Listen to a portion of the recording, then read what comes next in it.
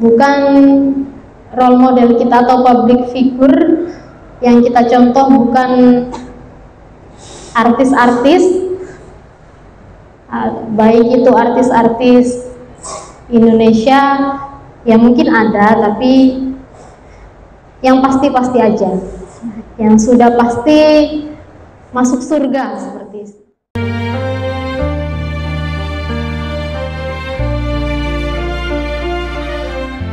Assalamualaikum warahmatullahi wabarakatuh.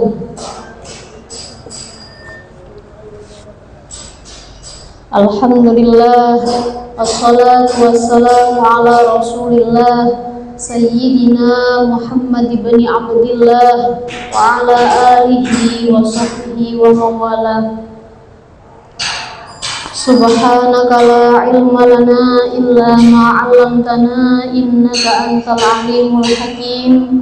Rabbi shrah li sadri wa yassir li amri wahlul 'uqdatam min lisani yafqahu qawli, amma ba'd.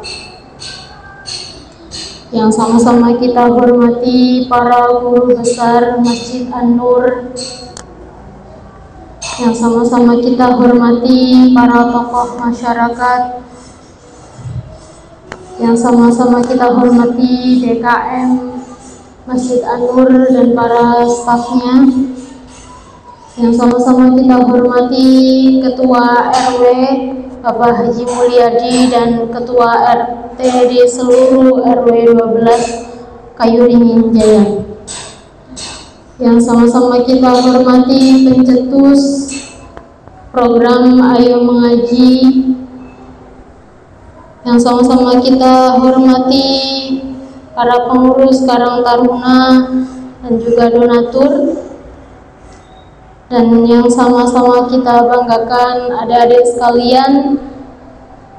Semoga yang hadir pada pagi hari ini dengan niat yang mulia yaitu mengaji, semoga Allah memberikan kita keberkahan, semoga Allah memberikan kita kesehatan dan banyak kebaikan yang mengikuti kita. Amin amin ya rabbal alamin. Alhamdulillahirabbil alamin. Segala puji bagi Allah yang telah memberikan kita kesehatan sehingga kita bisa berkumpul di tempat yang mulia ini untuk mengerjakan suatu perintahnya, yaitu belajar dan mengaji. Allahumma sholli ala sayyidina Muhammad wa ala alihi wa sahbihi ajma'in. Salawat dan salam tetap tercurahkan kepada junjungan kita Nabi besar Muhammad sallallahu alaihi wasallam. Semoga dengan bersalawat kepada beliau kita mendapatkan syafaatnya nanti di hari kiamat. Amin amin ya rabbal alamin. Mari kita sama-sama bersalawat kepada Rasulullah, yang kemudian nanti disusul dengan mengaji. Allahumma sholli wa sallim wa barik alaihi wa ala alihi.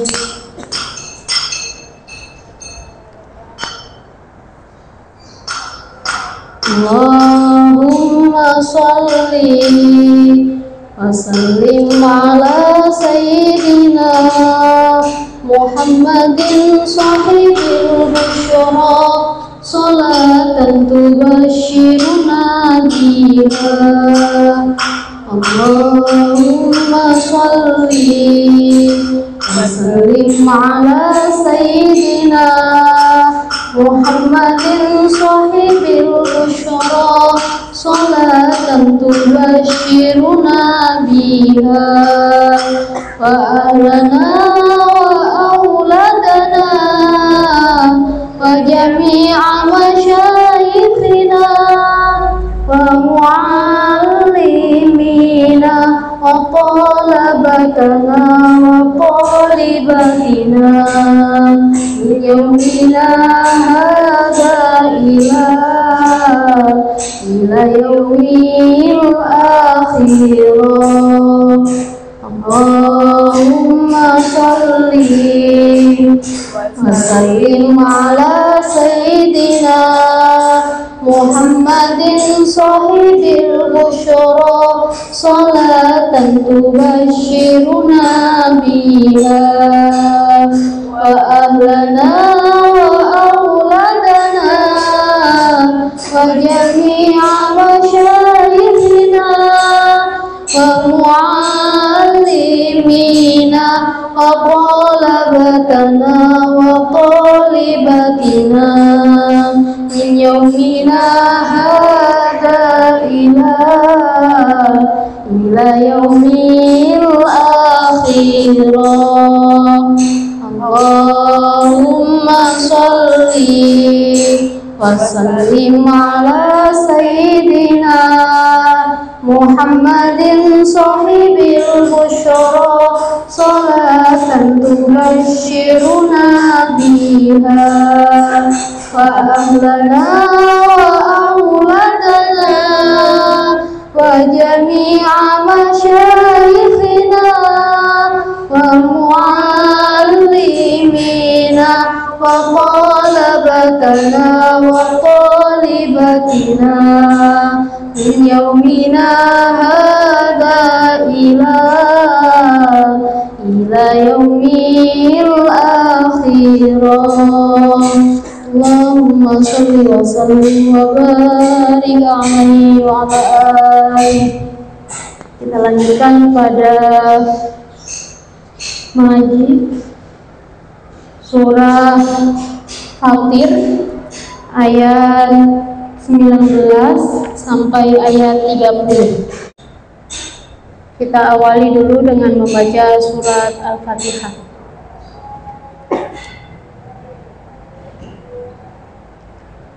A'udzu billahi minasy syaithanir rajim. Bismillahirrahmanirrahim. Alhamdulillahi rabbil alamin. Ar-Rahmanir Rahim. Maliki yaumiddin. Iyyaka na'budu wa iyyaka nasta'in. Ihdinas siratal mustaqim. Siratal ladzina an'amta 'alaihim ghairil maghdubi 'alaihim waladdallin.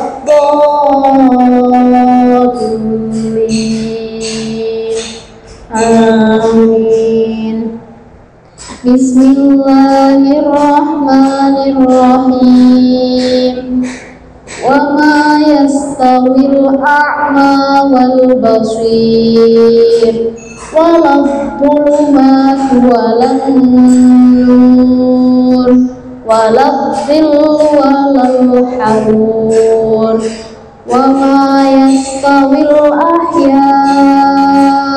walal amwat Inna Allaha yusmi'u man yasha wa ma anta bimusmi'in man fil qubur in anta illa nadhir inna arsalnaka bil haqqi bashiran wa nadhira wa in min ummatin illa khala fiha nadhir wa yukadzibuka faqad kadzdzaba alladziina min qablihim ja'atuhum rusuluhum bil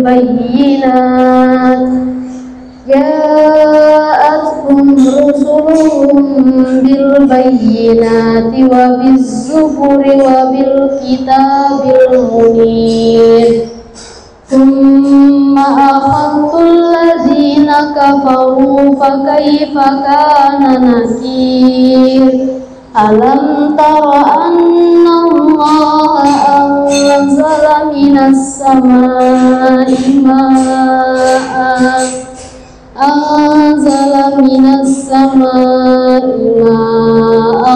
fa akhrajna bihi thamaratin mukhtalifan alwanuha wa minal jibali judadun biru wa humrun mukhtalifun alwanuha wa gharabibu sud wa minan nasi wad-dawabi wal an'ami mukhtalifun alwanuhu kadzalik innama yakhshallaha min ibadihil ulama innallaha azizun ghafur. Innal ladzina yatluna kitaballahi wa aqamus sholata wa anfaqu mimma razaqnahum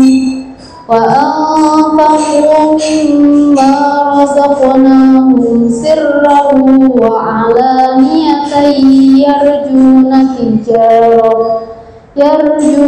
tijaratan lan tabur liwaffiyahum ujurahum wa yazidahum min fadlih innahu ghafurun syakur.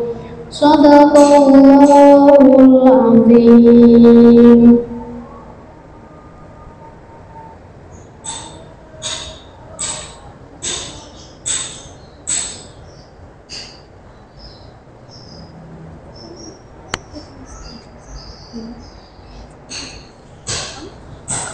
Bismillahirrahmanirrahim. Adik-adik yang cantik dan soleha yang hadir pada hari ini, karena dari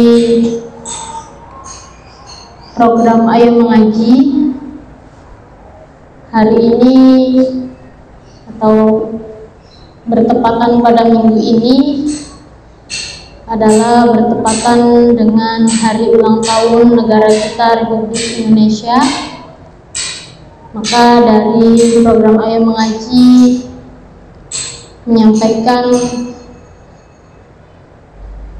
untuk kita membahas kisah-kisah para pejuang atau kisah-kisah inspiratif seseorang yang perlu kita jadikan contoh pada kehidupan kita sehari-hari. Dalam kesempatan kali ini masih juga berkaitan dengan apa yang kita bahas sebelum-sebelumnya. Kalau di akhir-akhir ini kita membahas tentang fikih gitu ya, maka ini juga berkaitan juga dengan seorang guru dari imam madhab kita.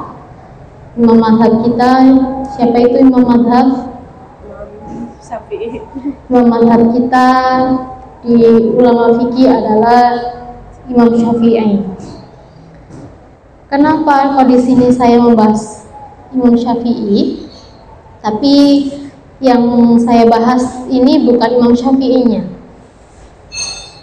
tapi guru dari Imam Syafi'i, yang ternyata Imam Syafi'i mempunyai guru seorang perempuan, guru perempuan yang sangat inspiratif, yang perlu kita jadikan contoh sehari-hari, yang perlu kita jadikan role model kita dalam kehidupan kita. Kalau kemarin-kemarin kita sudah membahas tentang siapa itu sosok Khadijah, siapa itu sosok Sayyidah Fatimah dan lain sebagainya, maka hari ini kita membahas sosok dari guru Imam Syafi'i ini. Ada yang cantik dan soleha seperti yang kita bahas juga, yaitu mengapa sih kita harus mempunyai role model dalam kehidupan kita. Yang role model ini harusnya atau contoh yang kita jadikan patokan ini adalah seorang muslimah tentunya, karena kita lahir sebagai seorang muslimah juga, maka role model kita juga seorang muslimah.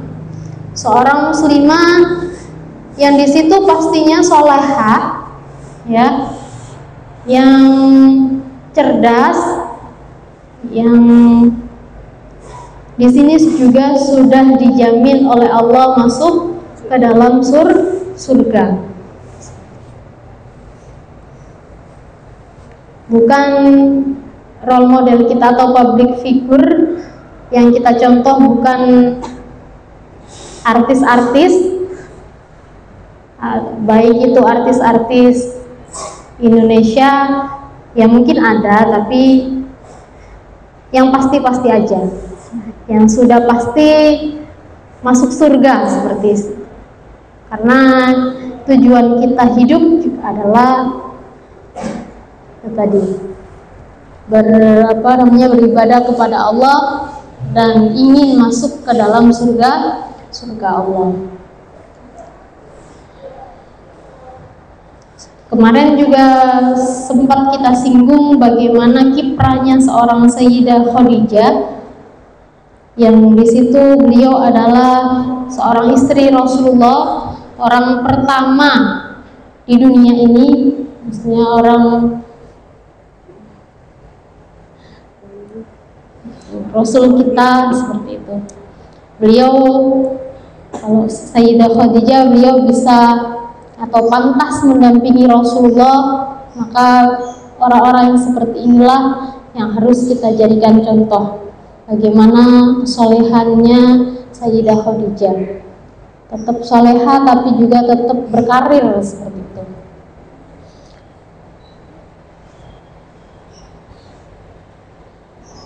Ada sekalian, kalau kita menyinggung juga tentang ilmu fikih atau ilmu syariat di Indonesia ini, kita mengikuti mazhab Imam Syafi'i. Dalam banyak hal juga, kalau imam mazhab itu di dalam fikih mungkin ada 4 yang kita jadikan yang kita ikuti gitu ya. Imam Syafi'i, Imam Ahmad bin Hambal atau Imam Hambali yang kita kenal, Imam Maliki dan Imam Hanafi. Nah, kalau dalam ilmu fikihnya yang relate pada ajarannya, pada lingkungan kita Indonesia, itu kita mengikuti Imam Syafi'i. Berbeda lingkungan, tentu berbeda juga imam yang diikuti. Indonesia iklimnya berbeda dengan di Afrika seperti itu, maka cara wudhunya juga akan berbeda. Makanya juga imam madhabnya juga berbeda.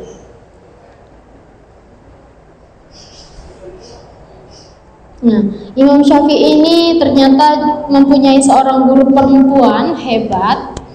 Beliau mungkin ada yang belum kenal siapa ini, mungkin, atau sudah ada yang kenal. Beliau adalah Sayyidah Nafisah. Nggak tahu. Nah, kita bahas sama-sama siapa sih Sayyidah Nafisah ini. Sayyidah Nafisah ini adalah cicit Rasulullah Shallallahu Alaihi Wasallam. Beliau keturunan dari cucu dari Rasulullah, yaitu Sayyidina Hasan. Ya, kita tahu bahwa Sayyidah Fatimah itu mempunyai seorang anak, Sayyidina Hasan dan Sayyidina Husain. Nah, Sayyidah Fatimah ini keturunan dari Sayyidina Hasan.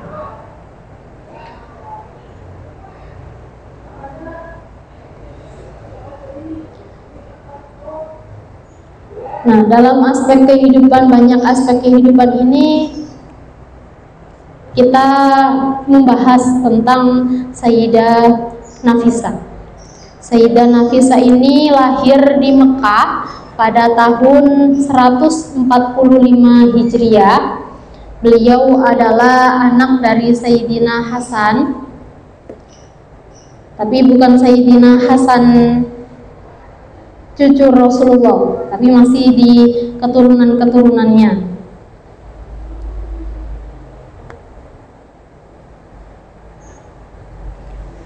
Beliau sosok wanita atau sosok perempuan yang ahli ibadah, yang sangat taat kepada Allah.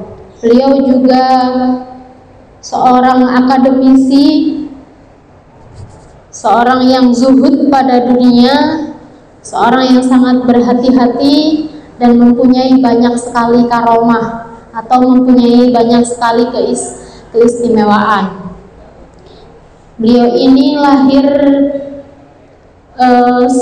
sama seperti kakeknya atau sama seperti Rasulullah, yaitu lahir pada bulan Rabiul Awal, tetapi di sini beliau lahir pada tanggal 11 Rabiul Awal. Sayyidah Nafisah itu lahir di Mekah pada masa kekhalifahan Sultan Abu Ja'far Abdullah bin Muhammad bin Ali bin Abdullah bin Abbas. Sayyidah Nafisah adalah anak dari Sayyidina Hasan, yaitu seorang gubernur Madinah di pemerintahan Ja'far As-Shadiq. Beliau lahir di Mekah, tetapi kemudian beliau pindah ke Madinah karena mengikuti ayahnya yang sedang bertugas ke Madinah. Masa kecil dari Sayyidah Nafisah ini beliau habiskan dengan belajar, dan belajar, terutama belajar tentang ilmu hadis dan juga menghafalkan Al-Quran. Saking cerdasnya, beliau ini berumur 7 tahun sudah menghafal Al-Quran, sudah hafal Al-Quran sebanyak 30 juz seperti itu. Karena ketekunannya dalam belajar, beliau sampai dijuluki dengan julukan Nafisatul Ilmi. Beliau ini tergolong perempuan cerdas pada masanya. Pada kelahirannya, orang tuanya sangat bergembira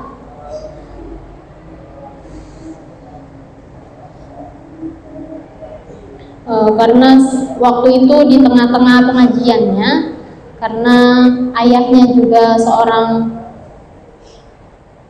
guru gitu ya di Baitul Haram Mekah. Ketika itu ada seorang budak yang membawa kabar bahagia, yaitu lahirnya anak perempuan ini yang bernama Sayyidah Nafisah ini. Budak itu berkata, "Wahai Tuan, berbahagialah, sungguh telah lahir untukmu malam ini anak perempuan yang cantik. Tidak pernah kami jumpai anak yang lebih cantik darinya. Terpancar cahaya dari wajahnya."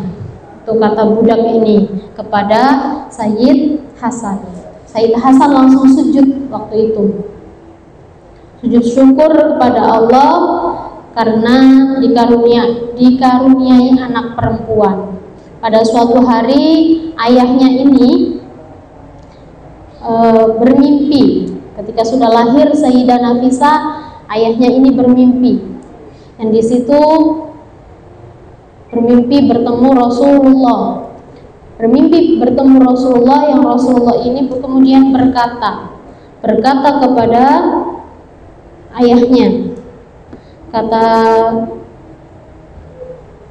kata Rasulullah, "Ya Hasan, inni radin an ibnatik Nafisa biridhaka anha wal haqqu subhanahu wa ta'ala radin anha biridhoya. Wahai Hasan, aku ridho pada putrimu Nafisa. Itu Rasulullah berkata kepada Sayyidina Hasan. Wahai Hasan, aku ridho kepada putrimu Nafisa sebagaimana keridhoanmu kepadanya, dan Allah ridho kepada Rasulullah sebagaimana keridhoanku kepadanya. Ini sangat gembira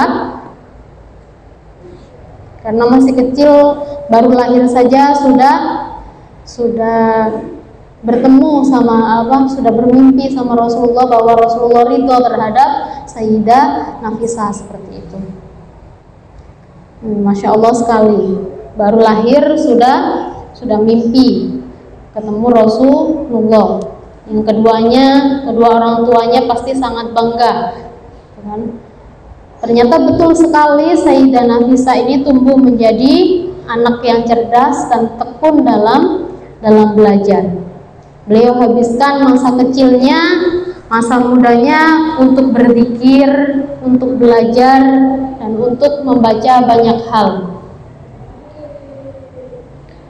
Ini kemampuannya yang sangat baik ini, kemampuan dan kecerdasannya, kesolehannya yang sangat baik ini menarik Imam Syafi'i untuk berguru kepada Sayyidah Nafisah.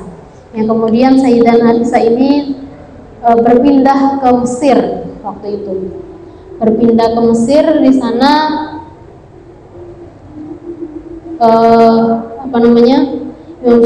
Imam Syafi'i mendengar ketika itu dan langsung pengen berguru kepada Sayyidah Nafisah. Saking dikenal sangat cerdas, sangat soleha. Banyak juga keistimewaan dari Sayyidah Nafisah ini. Dalam hidupnya, semasa hidupnya beliau tidak pernah meninggalkan sholat malam. Semasa hidupnya beliau tidak pernah meninggalkan sholat malam. Dan juga menghatamkan Al-Quran. Semasa hidupnya beliau ini menghatamkan Al-Quran sebanyak 1900 kali. 1900 kali hatam Al-Quran semasa hidupnya. Sehingga suatu saat juga Imam Ahmad bin Hanbal ini juga datang kepada beliau, kepada Sayyidah Nafisah untuk meminta doa dan meminta keberkahan kepada Sayyidah Nafisah. Jadi asar ilmu dari Sayyidah Nafisah ini berasar pada dua madhab Imam Ahmad bin Hanbal dan juga Imam Syafi'i. Itu dalam ilmu fikihnya seperti itu. Karena Imam Ahmad bin Hanbal ini mendatangi Sayyidah Nafisah, banyak juga orang-orang di sekitarnya yang juga pengen meminta keberkahan kepada beliau. Waktu itu juga Sayyidah Nafisah ini banyak sekali yang meminta untuk mengaji kepadanya, sampai-sampai Sayyidah Nafisah ini capek. Saking capeknya, kemudian gubernur Mesir pada saat itu membikinkan jadwal pengajian Sayyidah Nafisah biar nggak terlalu capek. Karena terlalu capeknya, beliau ini rindu kepada Madinah. Kalau misalkan dia sering ngajar, itu kan juga tentang auratnya, juga aurat seorang perempuan gitu kan, mengajar banyak orang pasti terganggu gitulah, apalagi seorang alim seperti ini. Nah, makanya gubernur Mesir saat itu membikinkan jadwal pengajiannya di di Mesir waktu itu. Kemudian datang juga untuk meminta keberkahan kepada beliau seorang Yahudi. Dia itu mempunyai tetangganya ini seorang Yahudi yang mempunyai anak, yang anak ini lumpuh sejak lahir. Sejak lahir itu anak ini lumpuh. Nah, karena si Yahudi ini pengen jadi musafir seperti itu, maka anaknya dititipkan kepada Sayyidah Nafisah. Dititipkanlah kepada Sayyidah Nafisah suatu hari ketika Sayyidah Nafisah ini wudu, tetesan dari air wudunya ini nggak sengaja kena anak yang lumpuh tadi. Kena tetesannya tadi, itu langsung bisa bangun dari lumpuhnya. Itu adalah keistimewaan dari Sayyidah Nafisah. Air wudhunya saja bisa menyembuhkan anak yang lumpuh sejak lahir seperti itu. Betapa solehahnya gitu kan. Betapa orang Sayyidah Nafisah ini sangat berkelas.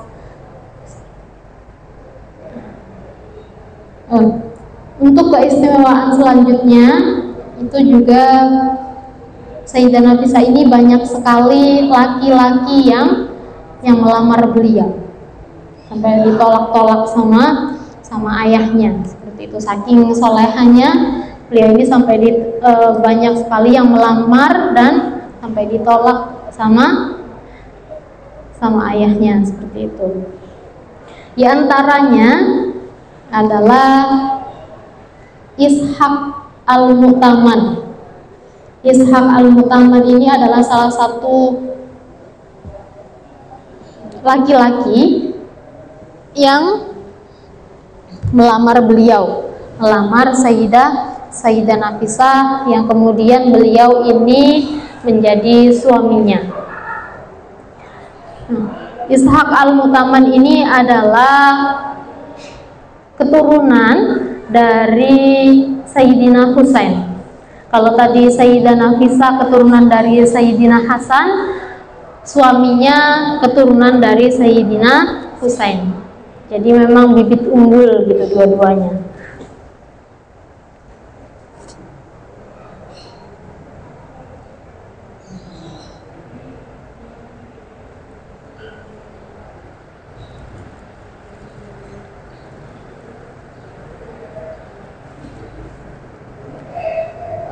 Sebelum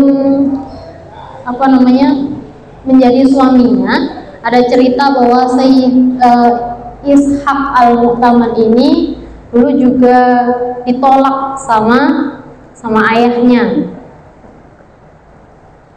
Sebelum menjadi suaminya dia ditolak sama ayahnya, nggak boleh.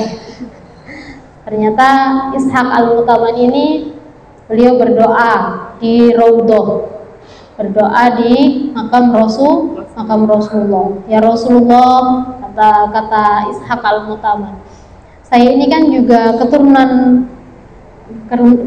Rasulullah. Masa sih nggak bisa mendapatkan seorang Nafisah, seorang Sayyidah Nafisah seperti itu. Beliau mengadu kepada Rasulullah, yang kemudian suatu hari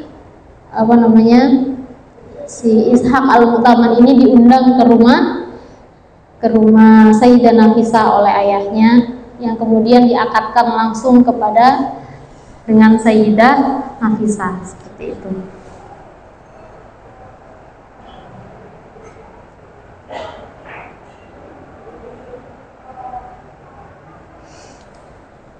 Keistimewaan dari Sayyidah Nafisah ini, beliau Imam Syafi'i kalau sedang sakit biasanya mengutus seseorang kepada Sayyidah Nafisah untuk mendoakan kesembuhan Imam Syafi'i. Tetapi seorang utusan belum kembali kepada Imam Syafi'i itu sudah sembuh seperti itu. Tetapi waktu itu Imam Syafi'i minta doa supaya cepat sembuh juga. Tetapi ketika itu Sayyidah Nafisah tidak mengabulkan doanya, tidak mengabulkan permintaan Imam Syafi'i. Tetapi Sayyidah Nafisah mendoakan agar Imam Syafi'i nanti bertemu Allah ketika nanti sudah di akhirat seperti itu. Bertemu Allah itu adalah kenikmatan yang paling tinggi dibanding masuk surga. Nah, itu sesuatu yang diidam-idamkan oleh semua muslim tentunya adalah masuk surga seperti itu. Tapi ada kenikmatan yang lebih tinggi, yaitu kenikmatan untuk bertemu langsung kepada Allah, atau melihat langsung bagaimana zat Allah seperti itu. Itu adalah doa dari Sayyidah Nafisah. Ternyata nggak lama lagi Imam Syafi'i ini meninggal. Dengan beliau berwasiat untuk disolatkan oleh seorang perempuan, yaitu oleh gurunya Sayyidah Nafisah. Itu adalah pesan dari Imam Syafi'i sebelum meninggal. Beliau pengen disolati sama gurunya, yaitu Sayyidah Nafisah. Itu keistimewaan dari Sayyidah Nafisah. Beliau juga ketika sudah meninggal tadi, Imam Syafi'i dilewatkan di depan rumah Sayyidah Nafisah. Ketika sebelum jenazahnya sebelum dikuburkan, itu beliau dilewatkan di depan rumah Sayyidah Nafisah. Sampai sekarang juga Sayyidah Nafisah, makam Sayyidah Nafisah ini ada di Mesir, ada di Kairo, Mesir. Sayyidah Nafisah juga menggali kuburnya sendiri. Beliau di dalam menggali kuburnya sendiri itu berarti beliau menggali liang lahat itu sebelum meninggal. Beliau menghatamkan banyak sekali Al-Quran di situ, dan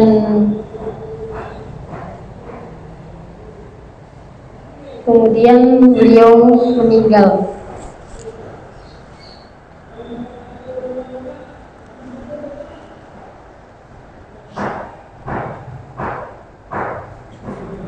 Jadi inilah yang bisa kita contoh dari Sayyidah Nafisah, bagaimana kecerdasan beliau, bagaimana ketekunan beliau dalam belajar, bagaimana kesolehan beliau. Nah, kisah-kisah seperti ini yang harusnya kita contoh seperti itu. Orang-orang seperti inilah yang harus kita jadikan contoh dalam kehidupan kita. Beliau ini termasuk juga cicit Rasulullah gitu ya, yang harus kita jadikan contoh. Lalu bagaimana dengan masalah domestiknya? Kadang kan kita itu banyak sekali memperhatikan orang, dia sukses karirnya seperti itu, tetapi kadang di rumah dia udah nggak ngapa-ngapain, mungkin beliau punya pembantu dan lain sebagainya seperti itu kan. Ternyata Sayyidah Nafisah ini juga selain seseorang yang seperti tadi, seorang berilmu yang berkarir kan, berarti kan sibuk dalam keilmuannya, tetapi juga beliau adalah seorang istri dan ibu yang baik seperti itu. Beliau nggak lupa tugas-tugas rumah tugas-tugas mendidik anak dan lain sebagainya. Itu tetap dikerjakan oleh Sayyidah Nafisah.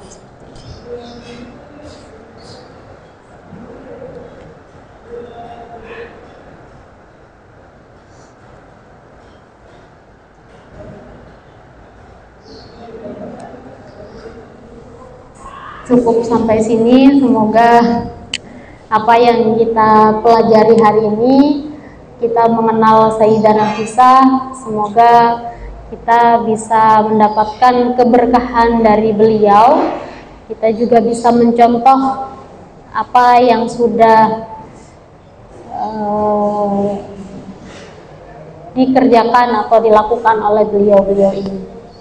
Semoga kita termasuk dari orang-orang ahli ilmu, orang-orang ahli ibadah, dan semoga Allah selalu menuntun kita ke dalam kebaikan yang mengantarkan kita kepada kebahagiaan dunia maupun kebahagiaan akhirat. Amin amin ya robbal alamin.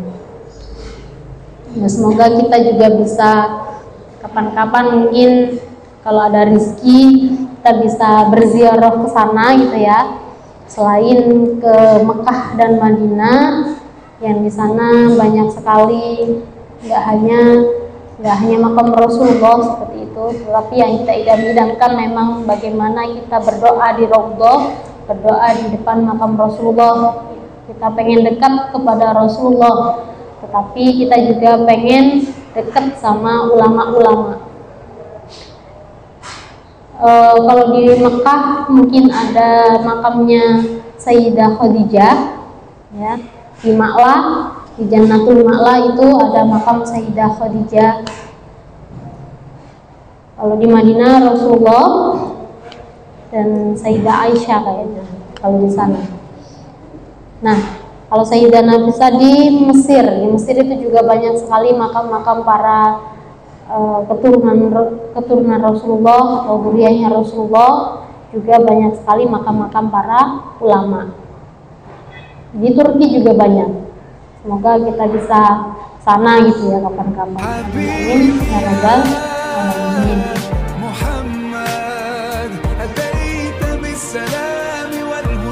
Cukup sampai di sini. Semoga apa yang kita pelajari bermanfaat. Assalamualaikum warahmatullahi wabarakatuh.